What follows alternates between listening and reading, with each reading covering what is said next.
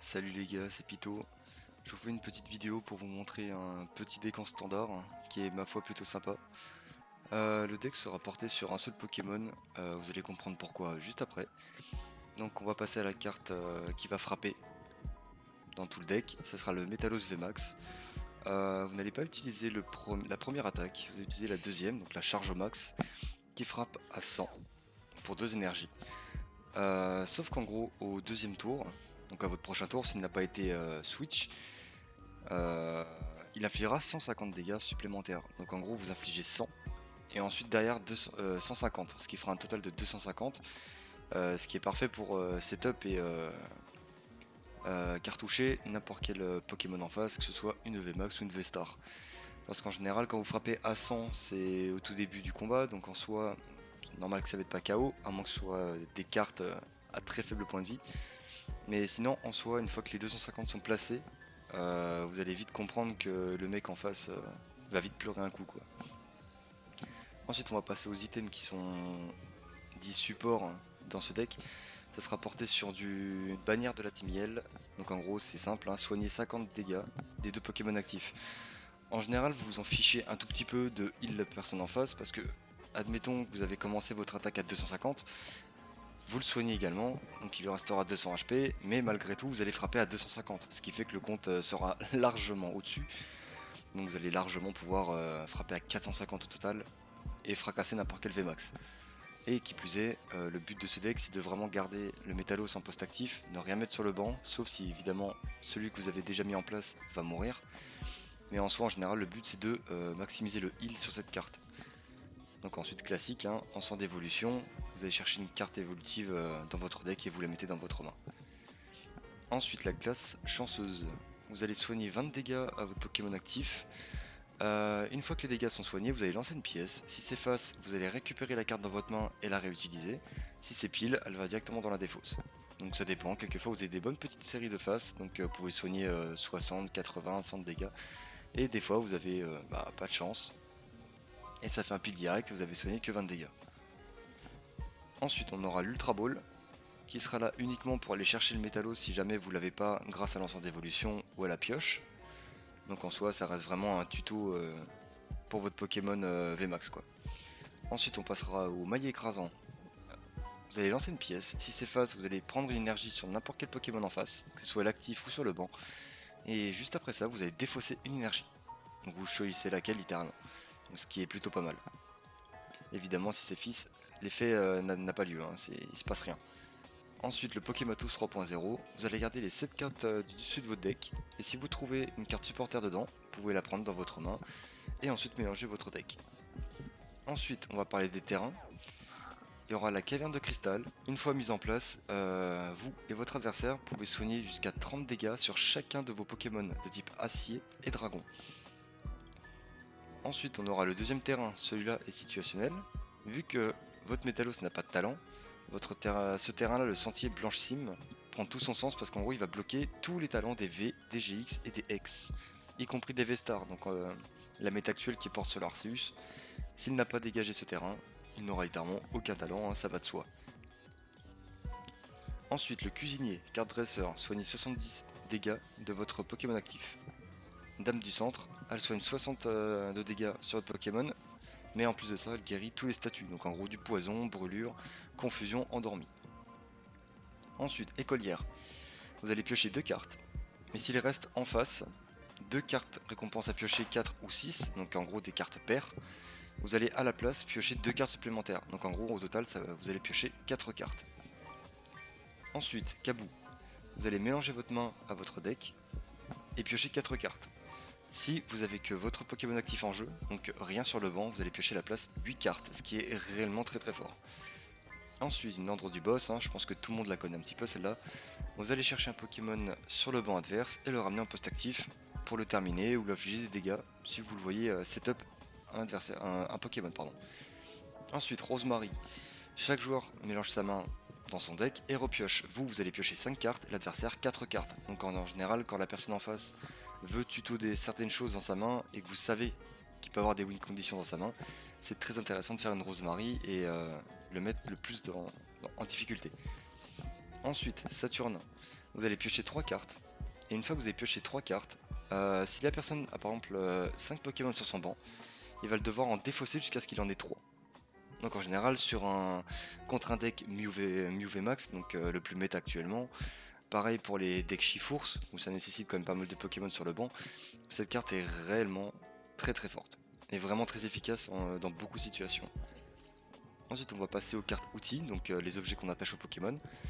Vous allez avoir deux choix pour attacher à votre Métalos. Soit vous pouvez mettre un casque intégral, donc en gros le Pokémon à laquelle cette carte est attachée va subir 20 dégâts de moins provenant des attaques d'adversaires, donc quelle attaque qu'elle soit. Et ensuite vous avez la grande amulette qui rajoute juste 30 PV à votre Pokémon actif. Donc en gros votre Métalos aura à la place de 330, 360 HP. Ensuite l'énergie chance, pardon. Donc elle fournit de l'énergie incolore.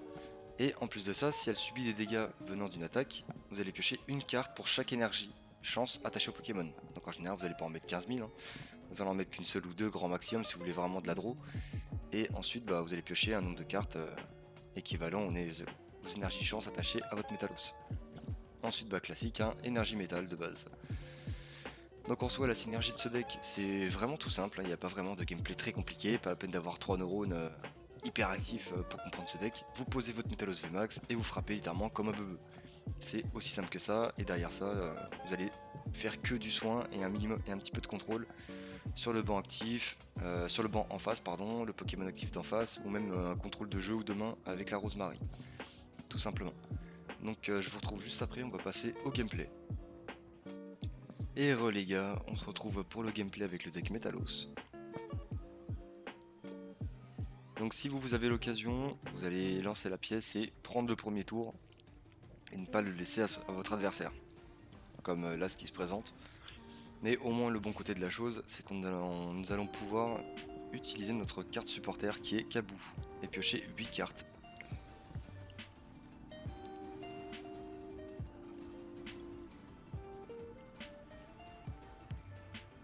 D'accord, je crois que vraiment on n'a vraiment pas de chance parce qu'on tombe contre notre faiblesse. Sinon ce n'est pas drôle, bien évidemment. On va déjà poser ça, poser notre casque intégral et faire un petit Kabou. Avec une petite énergie chance, ce qui est vraiment très très bien.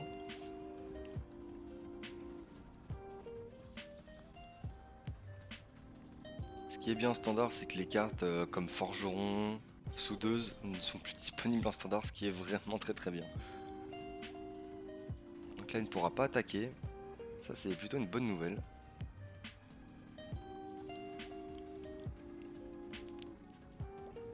Il va pouvoir jouer son Dracofeu Vestar.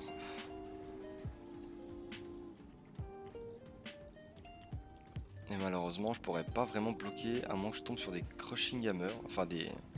Ah non, il a pas pris son Vestar, d'accord, je sais pas pourquoi.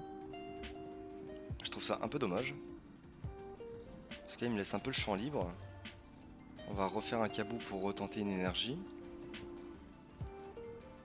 Nickel, en plus on a deux maillets écrasants. Il faut espérer au moins un face, ce qui serait vraiment très... Bah parfait. Impeccable. Voilà. On va pouvoir poser notre énergie, commence à frapper. Il aura un tour de retard, donc ce qui est vraiment plutôt pas mal malgré la faiblesse qu'on a contre lui.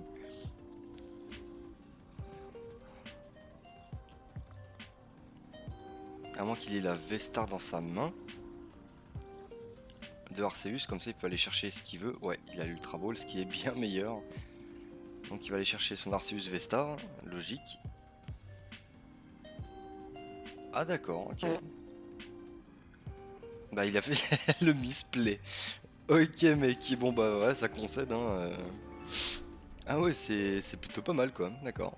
Bon bah on va se retrouver pour la prochaine game. Et les gars, on se retrouve pour la deuxième partie avec le Métalos VMAX.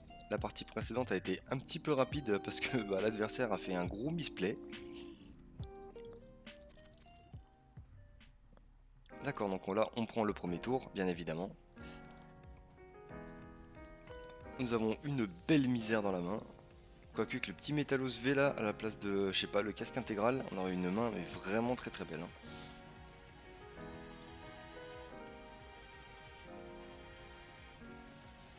D'accord, on a eu combien de misère? 3 misères, bon ça va, en vrai ça va.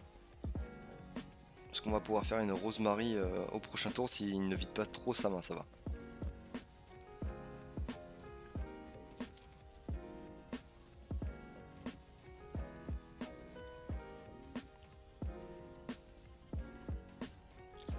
Ok, donc là on se retrouve contre un deck Chiforce 1000 points. D'accord, très bien. On passe tour parce qu'on ne peut littéralement jouer aucune carte de notre main. Mais il ne peut pas nous tuer notre Métalos tout court, déjà maintenant. Et ce qui est bien avec notre Pokémon, c'est qu'on ne mettra rien sur le banc. Ce qui fait qu'en gros, son attaque principale, donc de la VMAX, qui frappe à 120 sur tout le banc, ne sera pas réellement efficace à part nous taper à 150. Donc ce qui est vraiment plutôt sympathique quoi. Là vous allez voir, vous allez comprendre que j'hésite entre faire la Rosemary ou aller peut-être chercher un Saturnin. Je ne sais pas. Je pense plutôt pencher sur le. Ouais, sur la Rosemary je pense. Oui. Parce qu'il a une main un peu trop conséquente là pour le coup. Hein. On a la VMAX, on a l'énergie, c'est vraiment parfait. On a tout ce qu'il nous faut. Voilà. On va poser du coup, on va faire la première attaque parce que nous n'avons pas le choix. Donc on va aller chercher si on peut, je pense, une caverne de cristal pour se soigner encore un peu plus. Et un Saturnin je pense, pour piocher 3 cartes. Et lui réduire son banc un petit peu.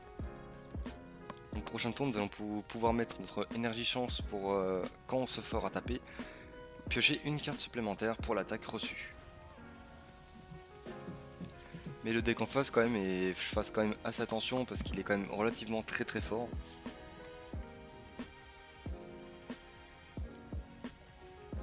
Après en soi il peut pas nous taper vraiment plus fort que ça, il peut nous frapper à 150 maximum s'il le fait évoluer et qu'il le met en poste actif.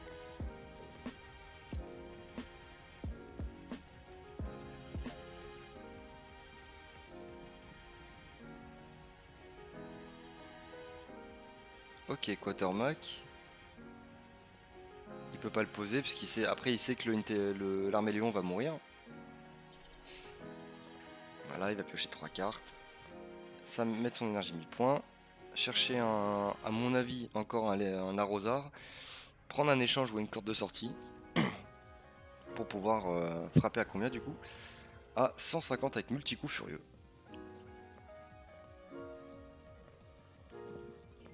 Ah bah non. Ah non, il peut retraite avec l'énergie qu'il a dessus. Donc il va voilà, mettre la VMAX et frapper à 150 avec son Chiforce VMAX.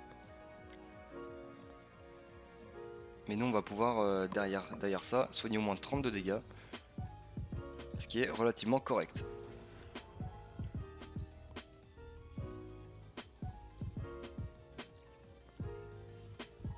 J'ai déjà affronté des decks avant de vous le présenter contre des Chifours et en général tout se passe assez bien. Si j'ai une main qui se développe sur le heal et pas le contrôle. Et en général c'est assez marrant à jouer parce que la personne vous inflige beaucoup de dégâts mais vous, vous soignez tout. Donc la personne en face est vite un tout petit peu dégoûtée quoi. Donc voilà, nous subissons 150 de dégâts. Nous allons faire un petit... Ah non, ça n'a pas fonctionné. On va au moins mettre le terrain, le soigner. Notre énergie chance. On va faire un Saturnin pour essayer de un peu bloquer son deck.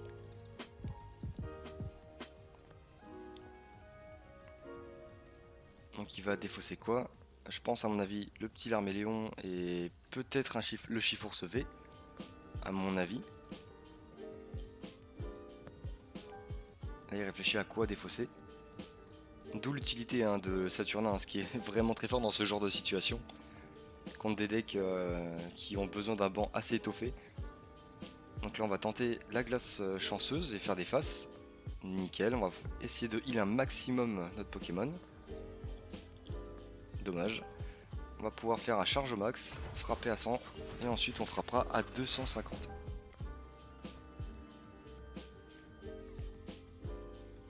Ah donc en gros ça fera 250, donc en gros prochain tour le Chifource est mort parce que quoi qu'il arrive, à moins qu'il puisse arriver à soigner tout son Pokémon, je pourrais faire une ordre du boss s'il veut partir sur son banc et le terminer.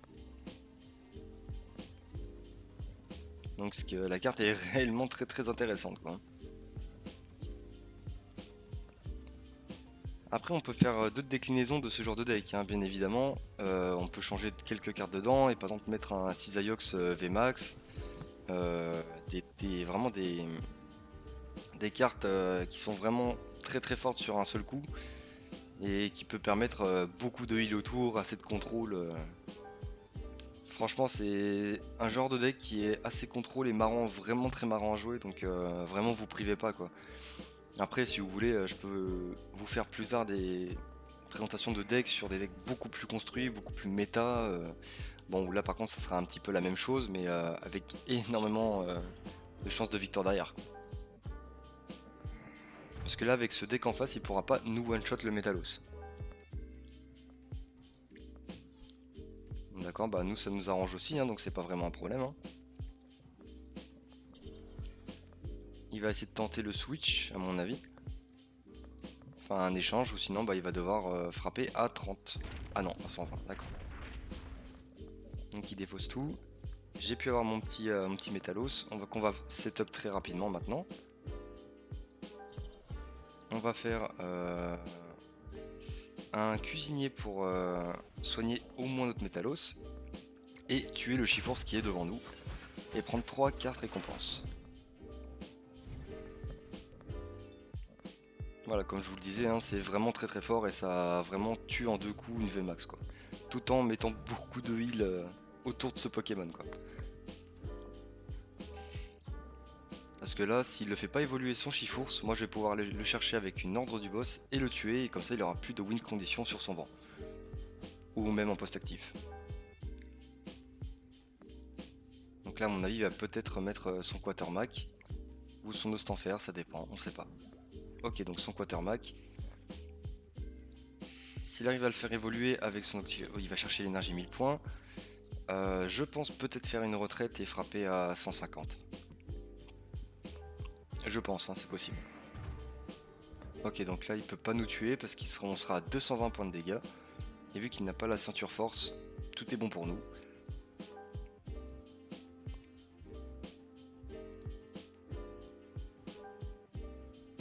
On va se remettre une petite musique en fond.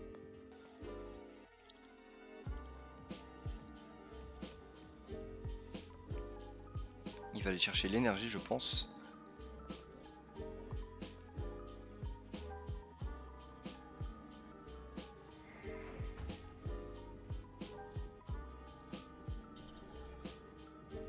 Donc là, il va aller nous chercher le VMAX.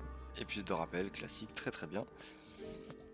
Alors, soit il nous fait la première attaque à 150, soit il va essayer de viser mon Metalos qui est sur le banc également. Ok, donc il décide de faire ça. Il n'y a pas de problème. Ce n'est pas vraiment un souci. Nous allons pouvoir mettre notre VMAX tout de suite. L'énergie dessus. Faire une bannière de la Timiel pour pouvoir nous préparer un minimum. Ensuite, je ne sais pas ce que je vais potentiellement faire. Je vais peut-être le toucher. Parce que dans tous les cas, il ne pourra pas me tuer mon Pokémon. Je vais quand même heal celui-ci. Je sais pas trop là pour le coup. À moins que je chope une deuxième horde du boss. Non, dommage. Donc on va potentiellement chercher une écolière. Donc là j'ai deux choix qui s'offrent à moi. Soit je continue de frapper à 250. Et je le termine avec le Metalos là. Il faudrait qui plus est du coup soigner celui-ci. Ouais, je pense que c'est le meilleur choix à faire. Voilà, on va frapper à 250. Parce qu'au prochain tour, même si il me le tue, j'ai les 100 ici qui permettent de le chercher. Et l'ordre du boss qui permet d'aller le rechercher si jamais il veut se cacher sur son banc. Donc en soi, à moins qu'il fasse une Rosemary, je ne vois pas vraiment comment il peut s'en sortir quoi. Voilà, donc comme je le disais, hein, il va essayer de se camoufler sur son banc.